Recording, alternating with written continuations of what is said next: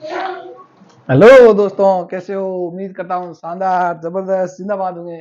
साथियों, कल किसी कारणवश क्लास नहीं हो पाई थी, तो उसके लिए माफी चाहते हैं और आज की क्लास को कंटिन्यू करते हैं। आज एक छोटा सा टॉपिक लेकर आया हूँ आपके सामने। तो मुझे नहीं लगता कि इस टॉपिक को लंबा खींचा जाए। अगर कितना भी लंबा खींचा जाए तो करने वाले तो बहुत से हैं, लेकिन अपन शॉर्ट एंड स्वीट में लेंगे इस टॉपिक को। तो क्यों ना आपका टाइम बर्बाद न करते हुए क्लास को स्टार्ट करें। तो साथियों, आज एक छोटा सा टॉपिक लेकर आया हूँ। उस टॉपिक को हम क्लास में आज ही खत्म कर देंगे और अच्छे से याद भी कर लेंगे। तो साथियों, आज एक छोटा सा टॉपिक है जिसका नाम है राजस्थान में जो जन जागरण जन जागृति करने वाली जो संस्थाएं थी ना, उस संस्थाओं को पढ़ लेते हैं। फिर पत्रकार थे वो पढ़ लेते हैं। वो वैसे हमने प्रजामंडल में पढ़े थे, कई स्वतंत्रता सेनानी पढ़े थे, तो उसमें महिलाएं रहेगी तो महिला को भी पढ़ लेते हैं। अगर लंबी हुई तो छोड़ देंगे, कल वाली क्लास में ले लेंगे। तो आज राजस्थान में जन जागृत करने वाली जो संस्था थी ना, उसको पढ़ लेते हैं। राजस्थान में जन जागरण करने वाली संस्था है, करने वाली संस्था है। ये संस्थाएं कौन कौन सी थी? मुख्य तौर से देखा जाए तो इसमें इम्पोर्टेंट है वो तीन ही संस्थाएं थी। उस तीनों को हम अच्छे से पढ़ लेंगे। तो क्यों ना, उस तीनों में से पर्सन ज्यादा टफ टफ होते हैं और आते भी हैं। मुझे नहीं लगता ये तीनों से बाहर कोई पर्सन आता होगा। तो पहली संस्था पढ़ते हैं राजपूतना मध्य भारत सभा। राजपूताना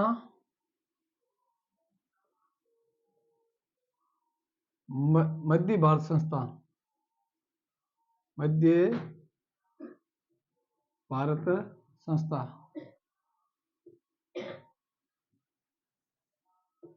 राजपूताना मध्य भारत संस्था, संस्था कह दो या सभा कह दो, कोई ना, आप सभा लिख दीजिए। इसकी स्थापना हुई थी 1918 में हुई थी।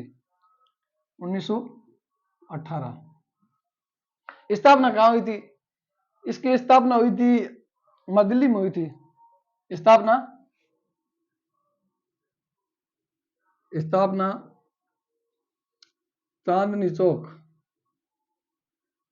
चांदनी चौक, मारवाड़ी मारवाड़ी धर्मशाला के पास। चांदनी चौक मारवाड़ी धर्मशाला, चांदनी चौक मारवाड़ी धर्मशाला,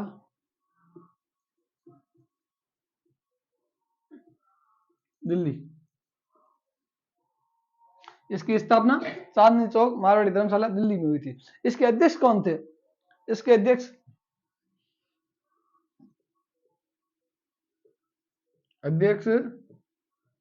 जमनालाल जी बजाज थे। जमनालाल जी बजाज, गुलाम नंबर 4 इसको बोला जाता ना, गुलाम नंबर 4। इसके उपाध्यक्ष थे गणेश शंकर विद्यार्थी। उपाध्यक्ष गणेश शंकर विद्यार्थी, गणेश शंकर गणेश शंकर विद्यार्थी। इसका पत्रकारिता में बहुत बड़ा योगदान है गणेश शंकर विद्यार्थी का। इसकी प्रथम बैठक के उपाध्यक्ष अध्यक्ष थे ना, वो गिरधर जी व्यास थे। प्रथम बैठक के अध्यक्ष, आप ऐसे लिख, प्रथम बैठक के अध्यक्ष पंडित गिरधर जी व्यास, पंडित गिरधर जी व्यास। प्रथम बैठक के अध्यक्ष कौन थे? पंडित गिरधर जी व्यास। अब आप दोस्तों ये कहेंगे कि मतलब राजपूतना मध्य भारत सभा की स्थापना भी हो गई, अध्यक्ष भी बता दी थी, इसका काम क्या था, कारण क्या था? वैसे अपन वैसे लेकिन जन जागरण करने वाली संस्था है, जन जागरण तो करती थी, लेकिन विशेष तौर से कोई अलग अलग मतलब इसको मतलब काम दिया जाता था। तो इसका मतलब उद्देश्य क्या था? इसका उद्देश्य था ना, आप ऐसे लिख लीजिए उद्देश्य।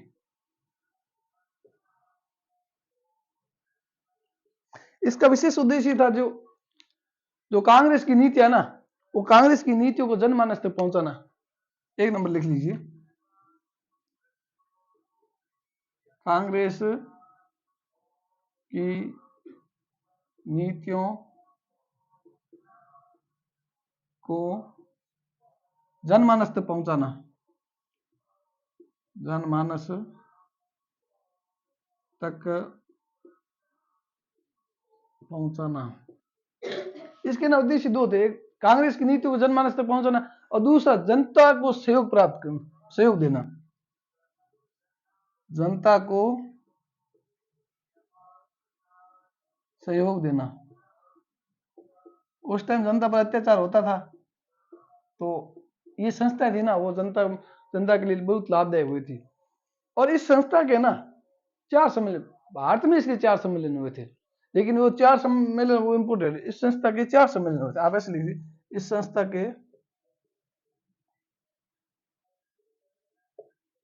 के मुख्यतः 4 सम्मेलन हुए थे, मुख्यतः 4 सम्मेलन हुए थे, 4 सम्मेलन हुए थे, सम्मेलन हुए थे। कितने सम्मेलन हुए थे? इसके 4 सम्मेलन हुए थे। अब 4 सम्मेलन कहाँ कहाँ हुए थे ये हम अच्छे से बता देते हैं।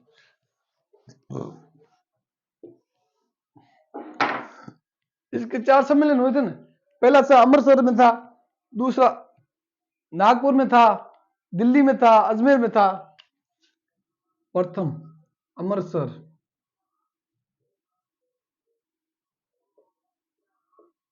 दिल्ली, नागपुर, अजमेर।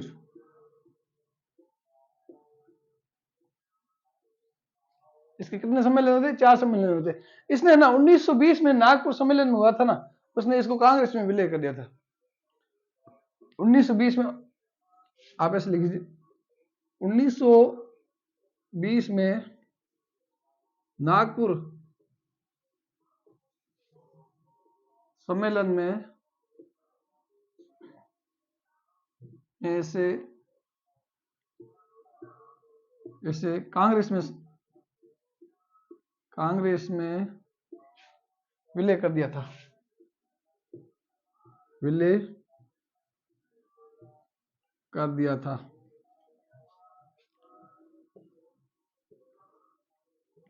अब ये तो थी राजपूताना मध्य भारत सभा, तो मुझे नहीं लगता इस सभा से कोई बाहर जाने वाला क्वेश्चन, तो क्यों ना साथियों, मैंने जो इंपोर्टेंट लिए तो ये इसको तो यही विराम देते हैं, एक दूसरी सभा को लेते हैं, अच्छी वाली दूसरी सभा लेंगे और उससे भी प्रश्न आने की संभावना नहीं, बहुत संभावना है। दूसरी सभा लेते हैं, उसका नाम है राजस्थान सेवा संघ, राजस्थान सेवा संघ। 2 नंबर राजस्थान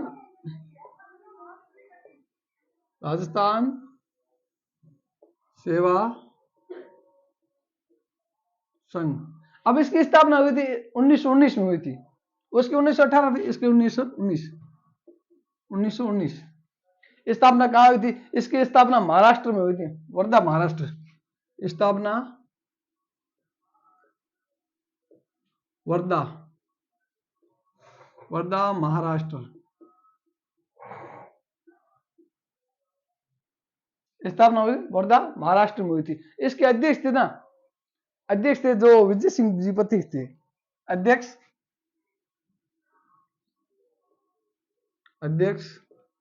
विजय सिंह जी पथिक, विजय सिंह जी पथिक। इनका स्वतंत्रता सेनानी, बहुत बड़ा योगदान है राजस्थान में।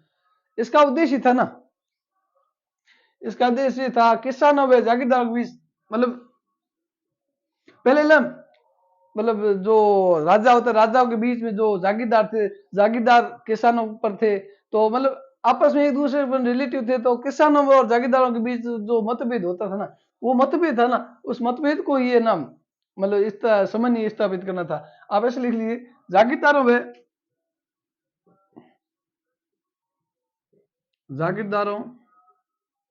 व किसानों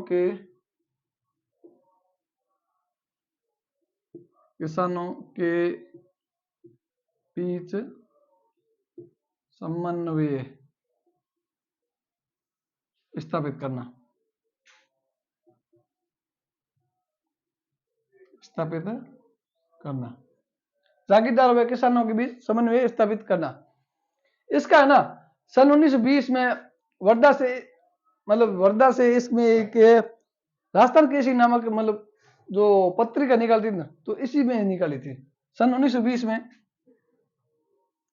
सन 1920 में वर्धा से राजस्थान केसरी नामक पत्रिका निकाली थी, राजस्थान केसरी पत्रिका निकाली, पत्रिका निकाली 1920 में राजस्थान केसरी पत्रिका नामक पत्र निकाला था इसमें। तो ये तो था राजस्थान सेवा संघ। ये छोटे छोटे ही है, ज्यादा कुछ है नहीं, लेकिन इसको याद करोगे तो अच्छे से याद भी हो जाएगा और प्रश्न यहीं से आता है। अब तीसरी एक संस्था पढ़ लेते ना, मैंने जो इंपोर्टेंट ली ना वो तीन संस्था ली, हो तीनों में से प्रश्न आज तक तीनों में से आए, तो क्यों ना एक तीसरी वाली ले लेते हैं संस्था। तीसरी वाली संस्था है अखिल भारतीय देशी राज्य लोक परिषद। 3 नंबर है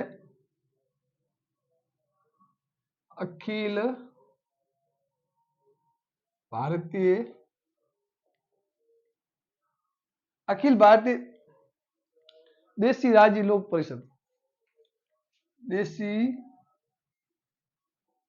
राज्य लोक परिषद। इसकी स्थापना सन 1927 में हुई थी, 1927 में स्थापना इसकी 1927 में हुई थी। ये ना 70 प्रतिनिधियों द्वारा बंबई में इसकी स्थापना की गई थी।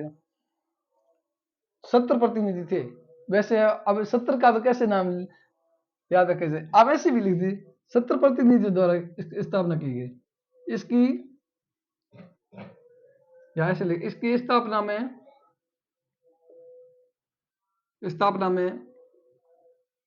70 प्रतिनिधियों द्वारा योगदान था, प्रतिनिधियों द्वारा की गई थी।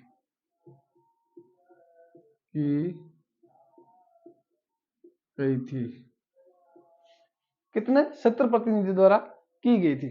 इसके अध्यक्ष थे ना, अध्यक्ष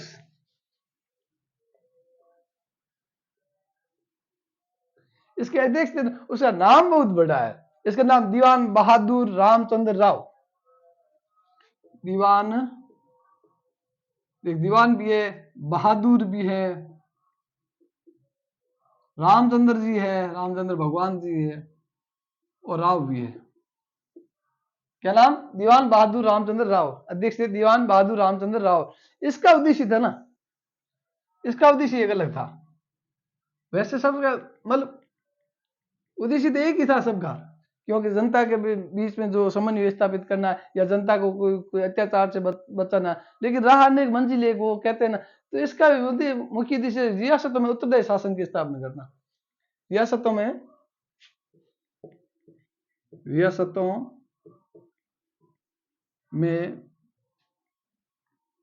उत्तरदायी शासन की स्थापना करना, शासन की स्थापना करना,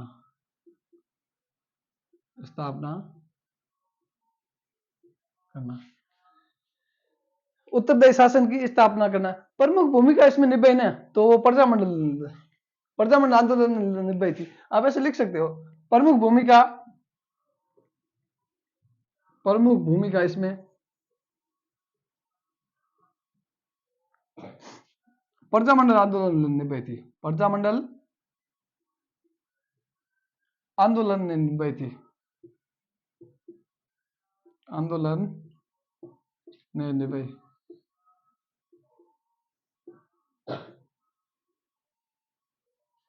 प्रमुख भूमिका प्रजामंडल आंदोलन निभाई थी। सन 1948 में इसका ना कांग्रेस में विलय कर दिया था। आप ऐसे लिख दीजिए, सन 1948 में इसका कांग्रेस में विलय कर दिया था। इसका कांग्रेस में मैं विलय कर दिया था, मैं विलय कर दिया था।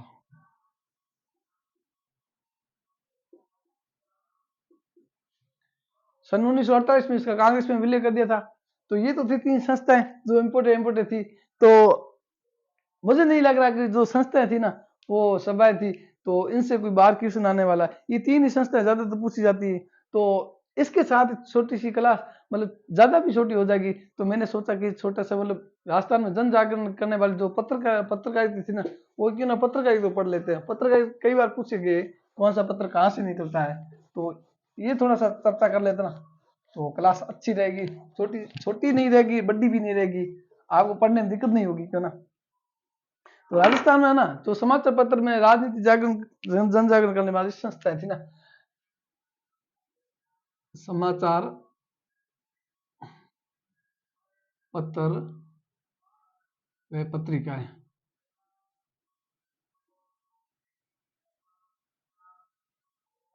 समाचार पत्र व पत्रिकाएं,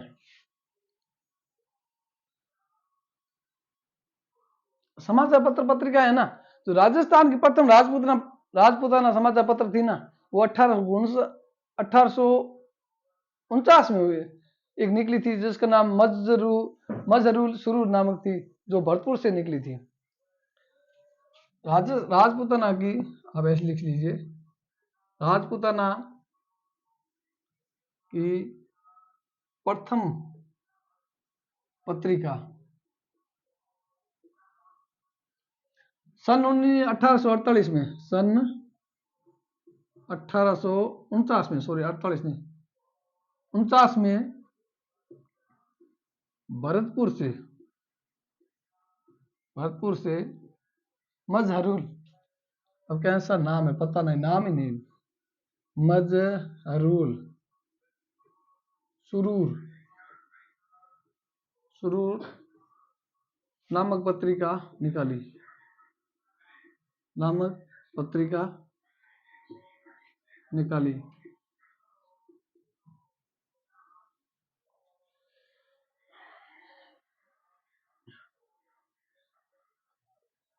मजहरुल नामक पत्रिका निकाली। और दूसरी एक राजस्थान, जोधपुर से उदयपुर से अलग अलग जगह से अलग अलग पत्रिका निकाली थी। जोधपुर से प्रकाशित होने, आप ऐसे लिख दीजिए, जोधपुर से प्रकाशित। अब जोधपुर से प्रकाशित कौन सी होती थी, जयपुर से कौन सी होती थी, और उदयपुर से कौन सी होती थी, वो पढ़ लेते हैं। जोधपुर से एक तो गवर्नमेंट जोधपुर मरुधर मित्र है, जोधपुर गजट है, आप ऐसे लिख दीजिए। जोधपुर से एक तो गवर्नमेंट जोधपुर, ठीक है, एक जोधपुर गजट है, जोधपुर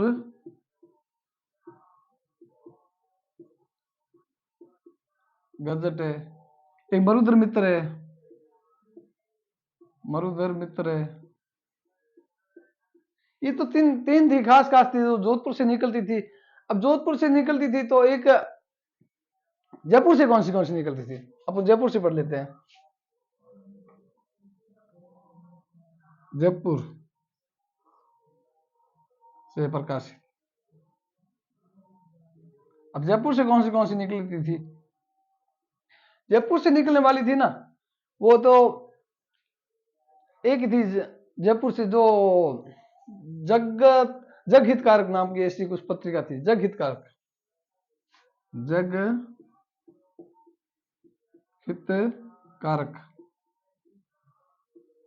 जयपुर से जग हितकारक थी, जोधपुर से 3 थी।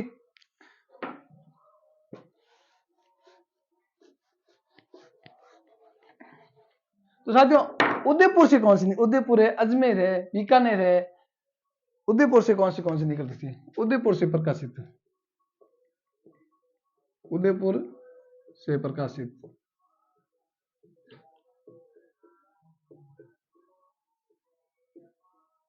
अब उदयपुर से कौन सी प्रकाशित होती थी, उदयपुर से एक उदयपुर गजट है, और एक सज्जन कीर्ति है, एक सज्जन कीर्ति सुधाकर, उदयपुर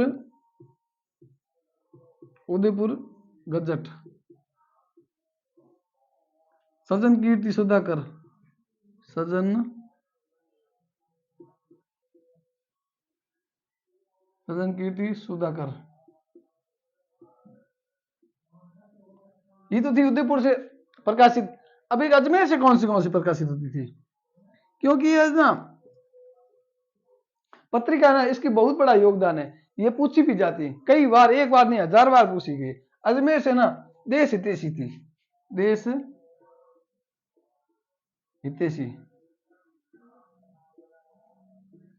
अजमेर से थी देश हितैषी, और जयपुर से थी जगत हितकारक। तो ये तो थी पत्रिकाएं। और वैसे पत्रिकाएं तो वैसे प्रताप है, हेराल्ड है, और बहुत सी है, लेकिन ज्यादातर तो ये ना पूछी जाती, राजपूताना की पूछी जाती। तो वैसे तो आगे आएगी जो हम पढ़ते रहेंगे। तो क्यों ना दोस्तों, क्लास तो आप लाइक शेयर सब्सक्राइब कर ही रहे हो, तो मुझे कहने की तो जरूरत भी नहीं है। और आप जैसे लाइक और सब्सक्राइब करोगे ना, तो मैं भी आगे ऐसे आपकी उम्मीदों पे खरा उतरूंगा और बढ़ता रहूंगा।